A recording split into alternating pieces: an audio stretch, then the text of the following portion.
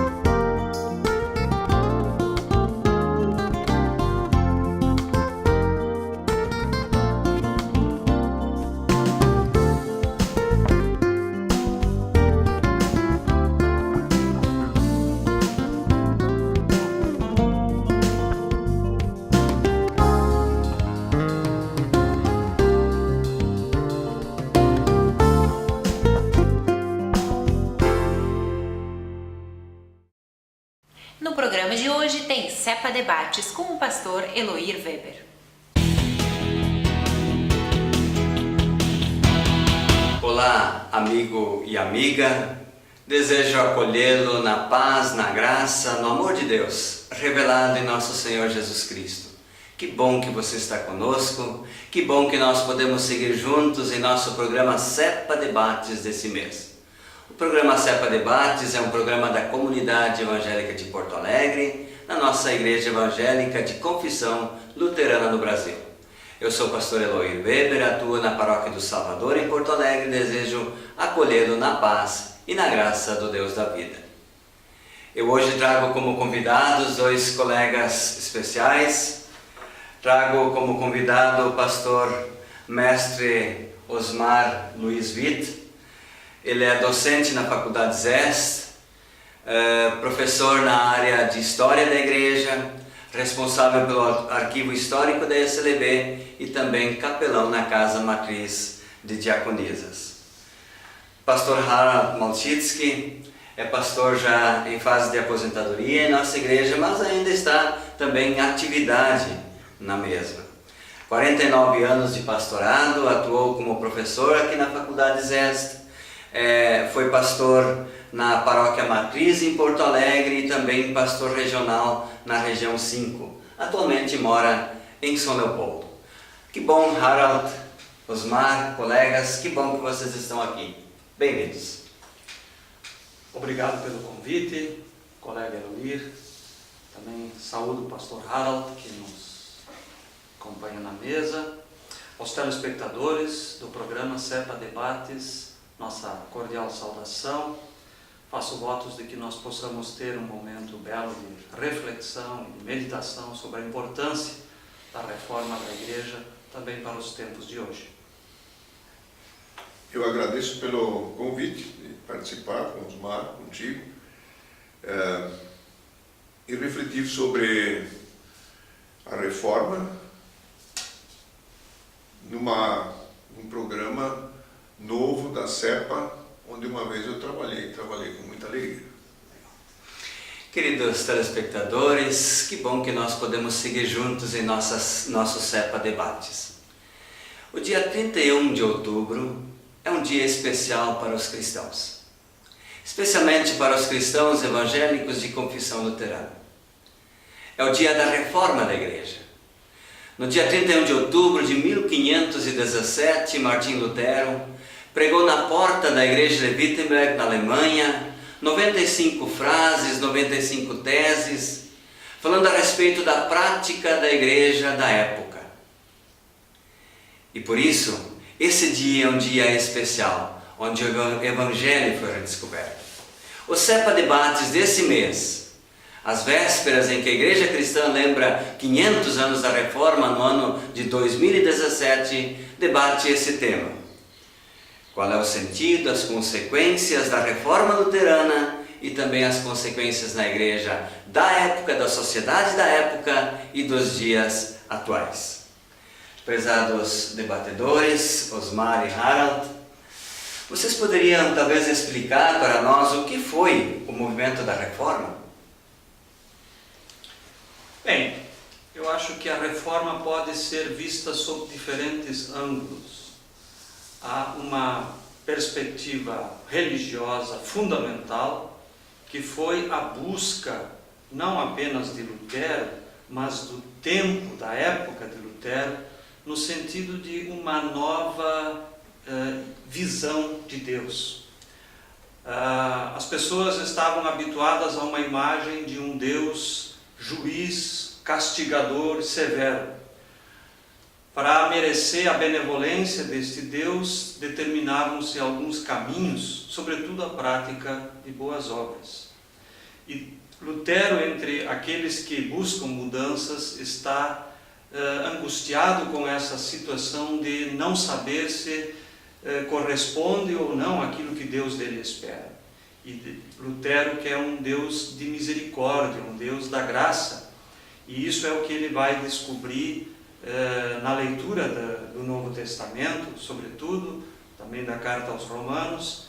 E essa nova visão de Deus traz então um elemento teológico fundamental que faz com que outras mudanças também sejam propostas e outras questões sejam analisadas sob a luz desta nova concepção de Deus.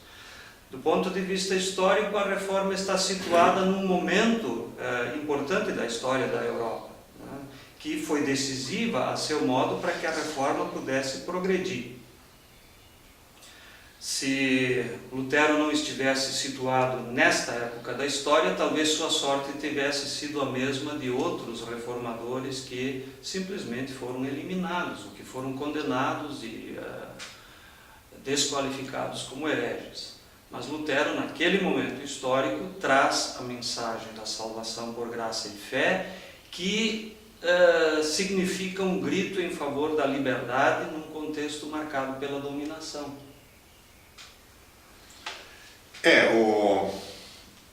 O momento realmente estava maduro, né? Já vinha vindo de quase 2 séculos antes, já vinham vindo pequenos movimentos reformadores, pequenas tentativas que sempre foram sufocadas, né? Talvez a gente lembre que o mesmo Carlos V, diante do qual Lutero se responsabilizaria, era o imperador do mundo quase, né? E os grandes descobrimentos, tudo cai na mesma época, quer dizer, é uma revolução completa. E dentro disso, então, aconteceu nessa ebulição também a colocação de Lutero. As consequências da reforma, então, na época, não ficaram restritas somente à igreja também, né? Exatamente. Ao propor a reforma, Lutero está, na verdade, correspondendo a uma expectativa da sua época, que era a de que a reforma fosse feita da cabeça aos pés da cristandade. E a cristandade é um modelo de sociedade no qual igreja e Estado estão intimamente relacionados e cooperam. Então, ao propor uma reforma num assunto de ordem religiosa, dentro desta sociedade, dentro deste modelo, as consequências de ordem política e econômica também viriam junto. Uma das consequências, por exemplo, eu acho que muito séria, que acabou marcando os séculos seguintes, é a exigência de Lutero no direito à escola para todos. Isso antes era uma coisa de elites, né? E ele diz, não, o Estado precisa cuidar de escolas. E ele contribuiu traduzindo a Bíblia para a linguagem que o povo entendia. Até lá, a Bíblia era lida em latim nas missas, nas celebrações. Então isso teve um efeito muito grande por essa libertação, né? O povo tem que saber ler e, portanto, se articular, falar. É bem interessante que a perspectiva de que cada um possa ter acesso às Escrituras enquanto fonte da fé, ela foi tão marcante que a tradução da Bíblia que Lutero realizou e que vai ajudar a definir inclusive o próprio idioma alemão, né? Essa tradução tem como objetivo justamente colocar nas mãos das pessoas uma versão da palavra de Deus que lhes possibilite que elas mesmas a examinem e avaliem a pregação que a igreja realiza. Havia certamente, pastor Harald, uma pergunta que moveu Lutero para que essas ideias reformistas fossem colocadas em prática. Havia uma pergunta norteadora, e qual era essa pergunta e o que ela dizia? Não, a pergunta norteadora era, esse Deus que está sendo pregado hoje é assim mesmo, biblicamente? E em cima disso ele fez a pergunta assim, como é que eu consigo, simples ser humano, consigo satisfazer todas essas exigências do Deus que me é apresentado? E daí ele foi descobrir no Novo Testamento que Deus justifica de graça, que Deus perdoa, que Deus liberta, e com isso cria toda uma nova perspectiva, né? A partir dessa pergunta norteadora, e que foi muito, até ele achar a resposta, ele sofreu muito, né? Quase morreu, de se castigar e jejuar e coisa. Então, a partir disso vem essa grande libertação. Diz, puxa, mas se Deus nos liberta, então as relações vão ser diferentes. Tanto a relação com Deus, como a relação entre as pessoas. E é isso que começou a acontecer, né? Um outro exemplo, de repente as comunidades cristãs ajudavam a escolher os seus pregadores. Isso era uma coisa impensável até lá. Mas isso é uma dessas novidades. O povo aprende a ler, o povo aprende a interpretar a Bíblia e o povo aprende a escolher os seus líderes. A intenção de Lutero certamente não era criar uma igreja nova, né, Osmar? Exatamente. Lutero é membro da igreja cristã, da igreja romana, na época da qual ele era sacerdote. Mas os reformadores, de modo geral, sempre se entenderam como parte da una, santa, universal e apostólica Igreja de Jesus Cristo. Quer dizer, a igreja não é de Lutero, a igreja não é de Calvino, a igreja não é de nenhum outro reformador. A igreja é de Jesus Cristo, a pedra fundamental. Sobre esta é que ela se constitui. E ao propor a reforma, os reformadores querem justamente um retorno a uma igreja mais simples, mais perto do povo, mais perto das pessoas e fundamentada naquilo que as Escrituras ensinam a respeito de Deus, respectivamente de Jesus, né, e da atuação do Espírito Santo entre nós. Então, é certo isso, Lutero não quis uma nova igreja, ele quis reformar aquela igreja da qual ele era parte. As consequências de se ter constituído comunidades evangélicas luteranas foram o resultado da forte oposição que a igreja hierárquica instituída da época fez ao movimento de reforma. Basicamente, pastor Harald, o conteúdo das 95 teses, qual era o objetivo e o que exatamente Lutero escreve nas 95 teses que foi visto como uma grande afronta pela igreja constituída da época, pelo poder papal e por toda a situação? Olha, na verdade, Lutero, com as 95 teses, queria levantar uma discussão dentro da faculdade em Wittenberg, onde ele era professor. E prendeu na porta porque era uma forma de ter um mural, né? Uma forma de usar o mural para publicar alguma coisa. Mas o clima estava tão quente, né, que nos dias seguintes isso se espalhou como rastilho de pólvora, Nem foi a intenção de Lutero. E ele nem sabe quem copiou, porque não vamos esquecer que tinha que ser copiado à mão, né? A imprensa estava começando a dar, né? Gutenberg estava ainda patinando. Então, foi isso.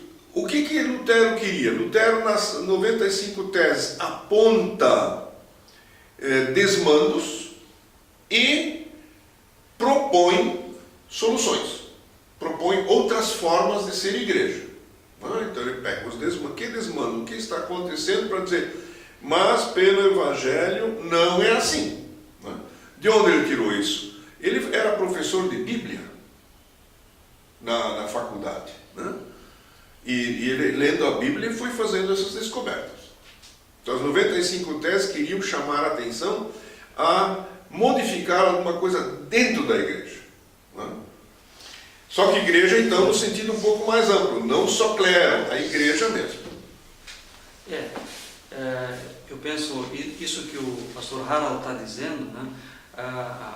O Lutero, quando escreveu essas teses, ele as encaminhou para o seu bispo e para o arcebispo. Quer dizer, Lutero tem a pretensão de estar prestando um serviço à igreja na medida em que traz à discussão temas que diziam respeito ao interesse de todas as pessoas na igreja. Uma dessas questões era a prática da venda de cartas de indulgência. Lutero, além de professor na universidade, também era sacerdote e ouvia a confissão das pessoas. E quando ele apresentava a necessidade do arrependimento e da penitência, as pessoas diziam, mas vejam, eu já comprei carta de indulgência, eu não tenho mais que realizar pena alguma. Então Lutero diz, mas aqui tem alguma coisa fundamentalmente errada, equivocada. As pessoas têm que ser chamadas ao arrependimento verdadeiro e para uma renovação de sua vida, e não tentarmos encontrar um caminho fácil, um atalho através do pagamento, através, enfim, de uma contribuição financeira para receber perdão dos pecados. E aí ele chama a atenção justamente, na tese 62, ele diz, a igreja só dispõe de um tesouro, e esse tesouro é o Evangelho de nosso Senhor Jesus Cristo. Nele está tudo o que nós precisamos para ser igreja, não nesse comércio que se estabeleceu na época. Talvez valha a pena lembrar que no início Roma nem se esquentou muito com o movimento. Eles acharam que, o próprio Papa, né, ele achou que isso era uma briga típica de seminário, de estudantes com professores, etc. Eles não imaginavam a dimensão que isso iria assumir. Isso só se viu muito depressa, mas no primeiro momento foi isso, né? Na prática, o que era exatamente, em palavras simples, a venda de indulgências? Como é que funcionava isso exatamente? As cartas de indulgências eram um documento assinado pela autoridade eclesiástica que concedia remissão, perdão de penas que haveriam de ser cumpridas pela pessoa mesmo depois da morte. Porque antes de ingressar no paraíso haveria que se pagar todas as penas temporais no purgatório. Essa doutrina que foi sustentada no ensinamento de papas da Idade Média, ela tem alguma dificuldade, temos que reconhecer, de encontrar fundamentação bíblica. Mas Lutero até admitia que para as leis da igreja, a igreja poderia conceder essa indulgência. Mas no que diz respeito à situação do fiel diante de Deus, nós somos inteiramente dependentes da graça e não dessas cartas de indulgência que visavam oferecer perdão de pecados. Certamente a consequência da reforma ela foi então bastante grande dentro da igreja da época, e havia também uma relação com a construção do próprio Vaticano, construção da Basílica de São Pedro e a arrecadação de fundos para tal, né? Bom, essa relação estava feita na base das indulgências até. O Papa tinha que devolver uma grande dívida contraída, talvez nem por esse, já contraída antes, para a construção em Roma, né, da Basílica. E agora o banco alemão queria cobrar essa dívida. E uma forma, então, era a venda de indulgências. E eles conseguiram alguns marqueteiros que têm fama até hoje, né? Para juntar esse dinheiro.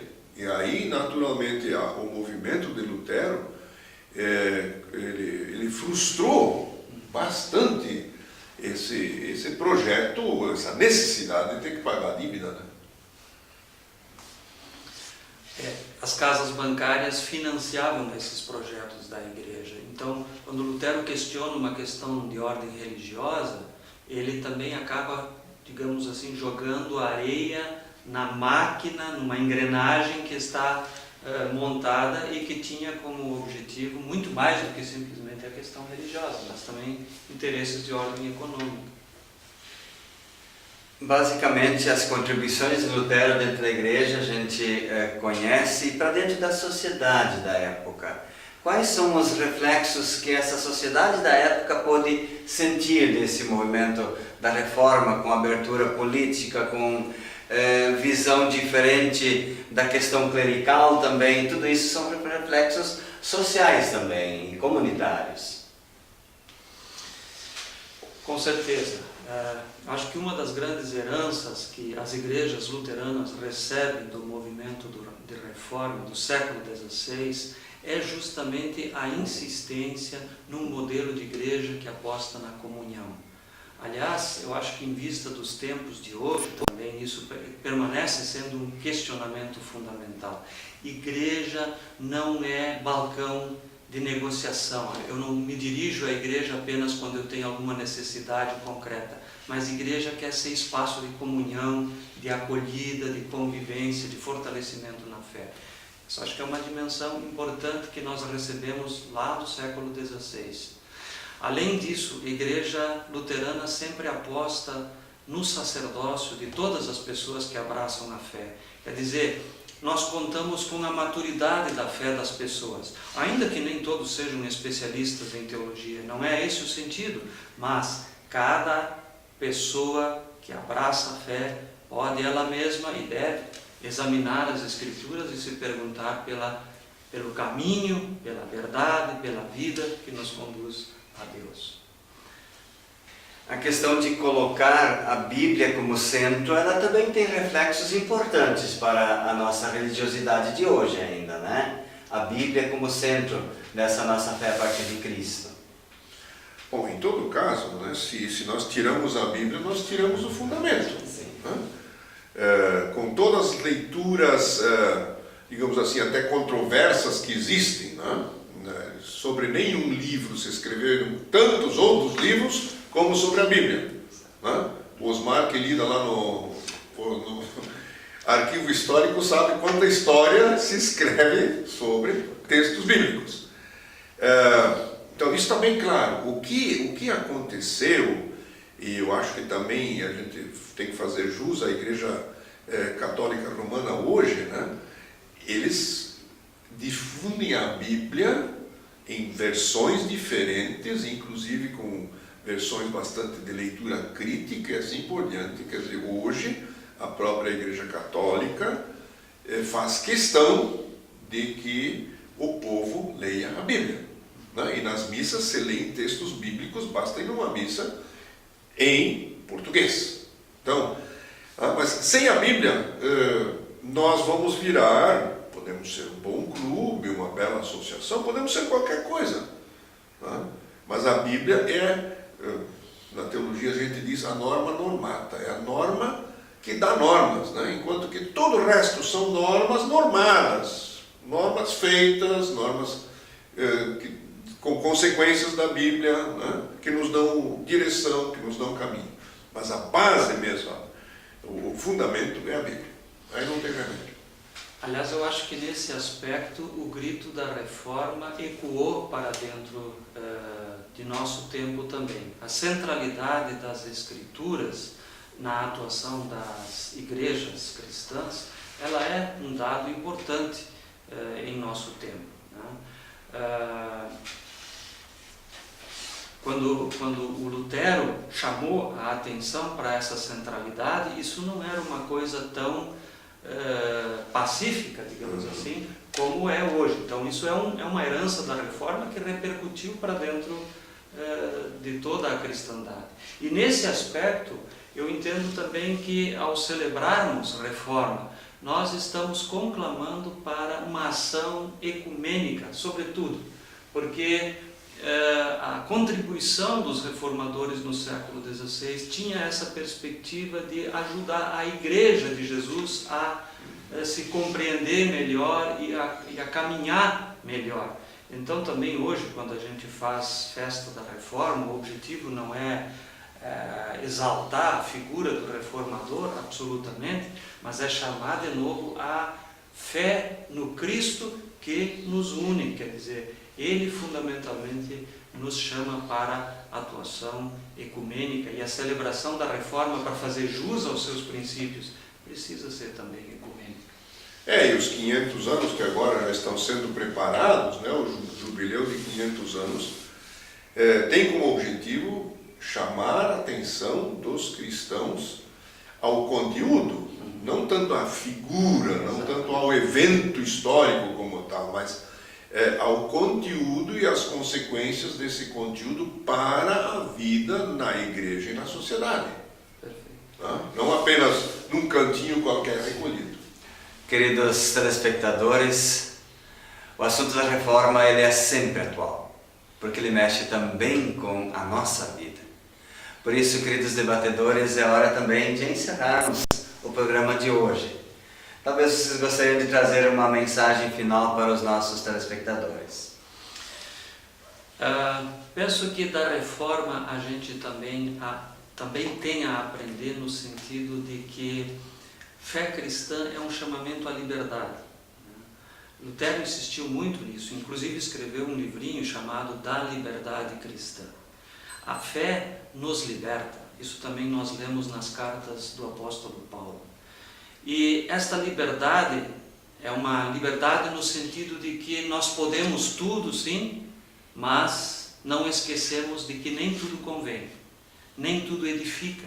Então, havemos de nos perguntar sempre o que é que convém em dado contexto histórico, o que é que edifica nesse contexto histórico.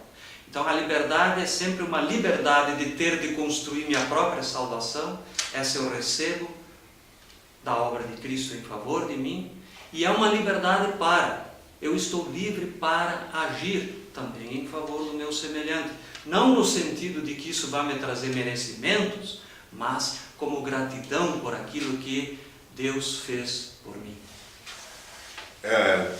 Dentro dessa liberdade, uma dimensão muito, muito bonita de Lutero é que ele insistia em dizer: nós somos simultaneamente justos, porque justificados por Deus, e pecadores. Quer dizer, não é um grupo de santinhos que se recolhe, que não erra mais, que evita o risco, absolutamente. Junto com toda a humanidade, também os cristãos erram, precisam retomar, precisam de perdão, mas eles fazem isso na certeza de que eles já são justificados. Portanto, vale a pena correr o risco, porque o amor de Deus é maior do que esse risco. Queridos telespectadores, ainda gostaria de deixar uma palavra bíblica de reflexão nesse contexto do dia da reforma. Diz o seguinte, Romanos capítulo 3, versículos 21 e seguintes: mas agora Deus já mostrou o meio pelo qual Ele aceita as pessoas. Não tem nada a ver com a lei. Deus aceita as pessoas por meio da fé que elas têm em Jesus Cristo. É assim que Ele trata todos os que creem, pois não existe diferença entre as pessoas. Todos pecaram e estão afastados da presença gloriosa de Deus. Mas pela sua graça e sem exigir nada, Deus aceita todos por meio de Cristo Jesus, que os salva. Até aqui, essa palavra bíblica. Desejo que a bênção do Deus, que é Pai, Filho e Espírito Santo, esteja no lar e na vida de cada um e cada uma de nós. Amém.